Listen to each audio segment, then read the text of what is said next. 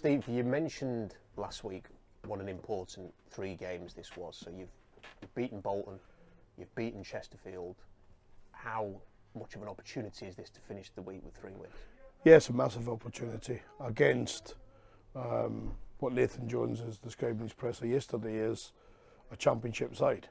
And, you're looking at the quality within the teams. They've got players that's played in the Premier League last year. So it shows you that the big investment that happened in Charlton back in the summer period is coming to fruition, and players are starting to find their way and settle and gel and become a bond. And so arguably it's the end of a big week for us, but it's the biggest hurdle in that week for me. Mm. And are you seeing that same kind of, forward trajectory for your team now? Are you in a place where you're comfortable with the way that your team is playing? Yeah, that's we're nowhere near where we need to be as an end product, but we're significantly forward from, say, a couple of months ago.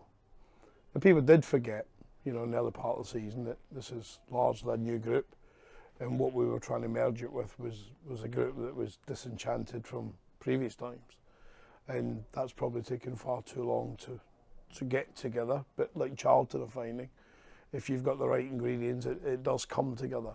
And what did come into the building was some big characters who have been able now to bring a team togetherness, if you like, that we're demonstrating on the pitch. Let's get on to the transfer window then.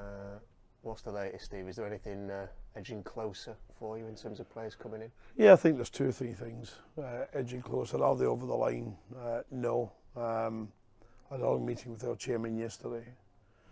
It's probably an unusual meeting with myself and Tony Stewart. He's getting frustrated that I'm not spending his money. It's not very often he's ever said that to me, but he's getting a little bit frustrated. But we've made it clear, Rob, we're trying to bring in people to help the group. There'll be no superstars walking in the building, we've said that, but there'll be players that we can give real competition to the boys that are in the team and the boys that are trying to get in the team. And maybe in 1 or 2 areas we think better, but better on paper and better coming in. It doesn't mean you get in. You have to prove it and earn it. What's the window like? Because you look at League 2, the division below, and there's money flying around in that league, let alone in the Championship and League 1. Does that impact anything as clubs compete for what I'm guessing is a relatively small pool of players that are actually desired? I think there's big money flying about in League 1. You just look at Huddersfield, who've paid penny short of £1 million for the boy from Bolton. You've got Wycombe Wanderers who've just went and spent a 7-figure fee. Wycombe Wanderers, and this is Wycombe Wanderers spending over £1 million on a player, on top of almost 600,000 on a player 2 weeks ago. So there is, and that's not allowing for the likes of Wrexhams and the Charltons who we face tomorrow. So there is enough money around at the top end of this league, or in this league, to make things difficult when you want to go and add to your group. But we have to keep to our focus. We want 2 or 3 players in, but what's massively important, Rob, as I described to our chairman yesterday, is it has to be the right players. It can't be any player, because if it was a case of any player, we'd have recruited in the 1st of January. So we've allowed players to move out that we didn't see as a part of a plan going forward, or in Chris T's part, someone who wanted to live in Europe. But from our point of view, we're focused on who we want, and our supporters can go to bed rest assured that myself and Rob Scott are turning every page to make it happen, to present a proposal to our chairman that's easy for him to say yes, but we have real confidence they make us stronger.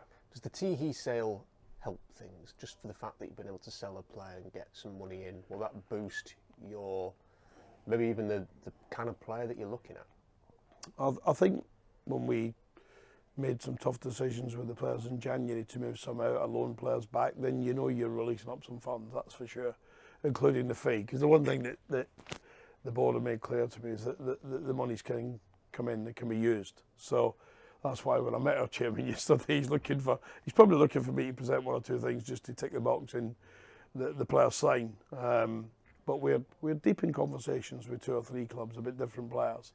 And the reason it's 2 or 3 or 4 clubs is quite simple. You might not get one, never mind all 3 or 4. So we have to have 2 or 3 little options across the board. But we've done that, and we've done it well. And now we're really over the weekend that which we've been asked to give these clubs and players. We're now at the beck and call of them coming back on Monday or Tuesday with yeses or nos. If it's nos, we move on to others. You've been linked with James Collins at Derby. Is there anything in that one? No. Same agent as Mikel Mandrin, same agent as many players. No, there's not. I love James Collins. Well, I don't, because he scores against my teams. We're just looking for a different profile. You know, but James is a wonderful player. In terms of players going out, is there any possibility of, you know, if there is a player that you think, I think it's best that they move on, is there any chance of anybody else leaving in the next No, week? I think we've gone beyond. We think it's best to move on. I think we were there for get up into the window, and we've done that fairly quickly in terms of who we seem being able to move on. We never hid it. We will never hide it that we're Rotherham United and every player has a value, but as I did say in the press in midweek after a win at Chesterfield, I think our chairman of the board would be reluctant to take us down to any lower numbers. So I'm confident that the players are here. Maybe that would change depending who we brought in, but at the minute we're just working hard and getting assets in. You obviously love your job because you've done it for a long time, and not many people manage for as long as you have, Steve.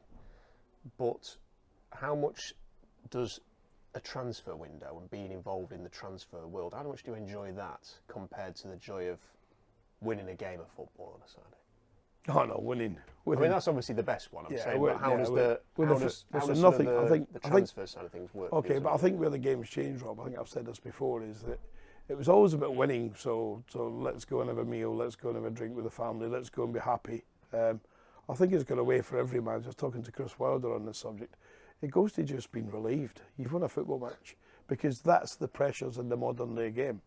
In terms of transfer windows, you know, get into it, I was a little bit nervous as to how we would come out it, but we're in a wonderful position. I know it sounds strange to our supporters when we're 5 players lighter than what we were coming in, but we're in a wonderful position to attack the transfer window in this situation than we were before the window. Is it a kind of a game in itself, though? You know, trying to convince a player to come, trying to negotiate the best possible deal when you've got that signing that you were really after for a while. Does it feel like a last-minute winner almost when you get them through the door? Yeah, there's not many players saying no to me when the deal's agreed, and I don't do the deals, because you have to be able to, if it's younger players, tell them how they're going to play, where they're going to play, the system of play. It's all different from just, do you want to come and play for us, son? Those days are gone. So young men today want to know what part they're going to play in your plans, how often you've seen them, have you seen them yourself? Because in my opinion, and again discussing this with Chris Wilder, is that too many signings are made on the back of clips off of a TV screen. Too many signings in football are made off the back of someone else has seen them other than the manager or the head coach. And the one thing that I've always believed in my management career, and Chris is the same, is there's nothing better than your own eyes. And in the words of Alex Ferguson, you go and watch a player, you know in 20 minutes if he'll suit your team. You don't need to wait the full 90. You know in 20. If winning games of football are more about relief rather than anything else, if that's changed in that regard, where do you get your joy from in this job? I get my joy from winning. You know, winning is what matters in football. Doesn't matter where you're Pep, who went through that disastrous run. It made everyone feel human, didn't it, that Pep Guardiola was losing games. I think everyone around the Premier League must have been going, this guy, he's human, he loses a game or two. But yeah, mine comes from winning football matches and going back to the best family that one man could ever ask for. You know, people say you pick your friends, you don't pick your family. I would have picked mine. Because it helps you can sign Erling Haaland for a 10-year contract, doesn't it? Yeah, listen, I just think we have to be mindful of who we are, what position we are, where we are, but we're working extremely hard to help the group. I'm in a unique position in that our chairman is actually saying to me, are we going to do this, are we going to do that? So I'm very fortunate. And if I consider, I look across the M1 and I look at Sheffield Wednesday, and I'm not sure we're listening to the forums and that BBC Radio Sheffield covered, is that whether the manager and the chairman are on a wavelength. The one thing about myself and TS, we're on the same wavelength. We were on the same wavelength 5 weeks ago when he was battering my ears, and but we're on the same wavelength today when he's actually really, really pleased, because he's always maintained that performances bring results. So he's seen performances get better, so therefore results get better. And I think he's seen a patience and a management team that he really appreciates, that are due diligence on who we want to bring in, can make sure that those players are really playing an active part as we go through February, March, April, as opposed to sitting in the stands. And I think I've been guilty of that in the past, and many other managers have too. So we're trying to make sure as best we can, we take those fault lines out. I think it's 2 weeks on Monday, isn't it, the window shuts? What is it more likely to be end of the window, Steve, or sort of next week could we see a player in? We're in a position now where we probably expected an answer last night on a player, but for some reason the club and the player and his family wanted a few more days to think it through, because they have different options other than just Rotherham United. So that's why sometimes we say it could be imminent, but it could be days. Sometimes you make your pitch and then you wait for the decision of the parent club. There's only so long you wait before you have to go to your next in line, who you would like if that person says no to you. Finally, any health news on the squad? Anything to report? Well, we've got a few niggles from Chesterfield. Chesterfield was quite a tough game for the boys, quite bruising as well. So there's one or two niggles, but everyone's out on the training ground today, and then we'll make a squad decision from then. But yeah, we're in relatively good shape. One or two that we've got a little eye on. We'll see how they are. Cheers, Steve. Thank you. Steve, if you win tomorrow, you bounce into the top half. That's been a long-held target. It's like a real boost if that happens, isn't it? Yeah, I think I spoke about, December into early January. The objective was to be in the top half of the table and trying to press that top 10, and then from the top 10 you have a different objective. So it's I know how tough tomorrow will be. I watched a complete rerun on Wednesday of Charlton's game at Preston. And it's one of them, it's an FA Cup and Preston go through, but actually as a neutral you shake your head because Charlton were far the better side. But they're blessed with talent.